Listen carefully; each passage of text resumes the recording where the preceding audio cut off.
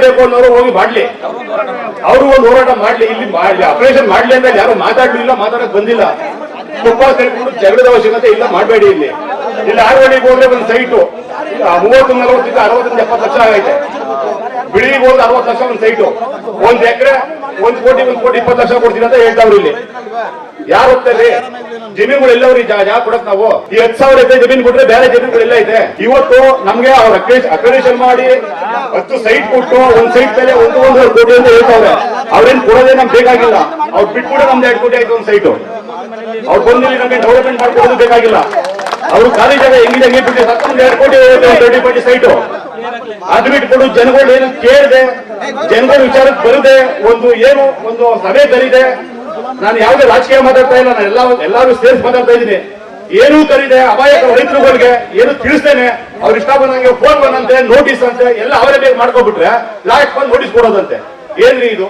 ಏನ್ರಿ ಅನ್ಯಾಯ ಇದು? ಜನಕ್ಕೆ ಮಾಡ್ತಾರ ಅನ್ಯಾಯ ಇದು? ಈ ತರ ಮೋಸ ಮಾಡ್ಬೇಕಂತ ಎಷ್ಟು 18 ವರ್ಷ ಕಾಯ್ಕೊಟ್ಟಿದ್ರೇನ್ರಿ? ನಾನು ಎಲ್ಲರಿಗೂ ಹೇಳ್ತಾ ಇದ್ದೀನಿ, ಕುಮಾರಸ್ವಾಮಿ ಅವ್ರಿಗೂ ಹೇಳ್ತೀನಿ, ಸಿದ್ದರಾಮಯ್ಯ ಹೇಳ್ತೀನಿ, ಡಿ ಕೆ ಶಿವಕುಮಾರ್ ಅವ್ರಿಗೂ ಹೇಳ್ತೀನಿ, ಕ್ಯಾನ್ಸಲ್ ಮಾಡ್ಬೇಕಾಗಿತ್ತು. 15 ವರ್ಷ ಆದ್ಮೇಲೆ ರಿಲೀಸ್ ಮಾಡ್ಬೇಕಾಗಿ ಯಾಕೆ ಮಾಡಿಲ್ಲ? ಅವರು ಮಾಡ್ಬೇಕಾಯ್ತು, ಮಾಡಿಲ್ಲ. ಯಾಕೆ ಮಾಡಿಲ್ಲ ಅಂದ್ರೆ ಅವ್ರು ಮಾಡಿದ್ರೆ ಇವ್ರು ಕಮಿಷನ್ ಹೊಂಟೈತೆ, ಇವ್ರು ಮಾಡಿದ್ರೆ ಕಮಿಷನ್ ಹೊಂಟೈತೆ. ಕಮಿಷನ್ಗೋಸ್ಕರ ನಮ್ಮ ರೈತರನ್ನ ಅಡ್ಡಿ ಹಿಡಿತಾವ್ರೆ. ಇವತ್ತು ಊರುಗಳಲ್ಲಿ ಯುವಕರು ಏನೋ ಸಣ್ಣ ಪುಟ್ಟ ಮಾಡ್ಕೊಂಡು ಆರಾಮ ಮನೆ ಹೋದವ್ರೆ. ಇನ್ನು 5 ವರ್ಷ ಅಕ್ವೇರಿಯೇಷನ್ ಆಯ್ತು ಇಲ್ಲಿ ಅಂದ್ರೆ ಕ್ಲಬ್, ಗಾಂಜಾ, ಡ್ರಗ್ಸ್ ಇವೆಲ್ಲ ಸ್ಟಾರ್ಟ್ ಆಯ್ತವೆ. ಹೊರಗಡೆ ಜನ ಬರ್ತಾರೆ, ಇಲ್ಲಿ ಬೇರೆ ಬೇರೆ ತರ ನಡೀತದೆ. ಜನ ಗೊತ್ತಾಯ್ತಾ ಇಲ್ಲ ಇಲ್ಲಿ ಏನಾಯ್ತು ಅಂದ್ರೆ ಮುಂದಕ್ಕೆ ಅನ್ನೋದು. ನನ್ನ ಅನುಭವ ಹೇಳ್ತಾ ಇದ್ದೀನಿ. ಈ 5 ವರ್ಷದಲ್ಲಿ ನಮ್ಮ ಜನಗಳಿಂದ ಬೇರೆ ಜನಗಳಿಗೆ ಬರ್ತಾರೆ, ಇಲ್ಲಿ ಎಲ್ಲಾ ತರ ಕ್ರಿಯೇಟಿವ್ ಸ್ಟಾರ್ಟ್ ಆಗುತ್ತೆ. ಒಂದು ರೌಡಿಸಮ್ ಒಂದು ಜಾಸ್ತಿ ಆಗುತ್ತೆ. ಗಾಂಜಾಗಳು ಇವು ತಂದು ನಮ್ಮ ಜನಗಳನ್ನ ಹಾಳು ಮಾಡ್ತಾರೆ, ಸಾಯಿಸ್ತಾರೆ.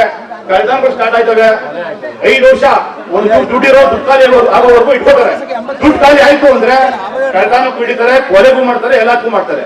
ದಯವಿಟ್ಟು ತಮ್ಮಲ್ಲಿ ಕೇಳ್ಕೊತೀವಿ, ಕೈ ಮುತ್ತು ಕೇಳ್ಕೊತೀವಿ, ಮ್ಯಾಲಿನ ಅಧಿಕಾರಿಗಳಿಗೆ ನಾನು ಹೆಸರು ಮೆನ್ಷನ್ ಮಾಡಲ್ಲ, ನಮ್ಗೆ ದಯವಿಟ್ಟು ಅಕ್ವೇರಿಯೇಷನ್ ಬೇಡ, ದಯವಿಟ್ಟು ಅಕ್ವೇರಿಯೇಷನ್ ಸ್ಟಾಪ್ ಮಾಡಿ, ನಮ್ ಜನನ್ನ ಉಳಿಸಿ.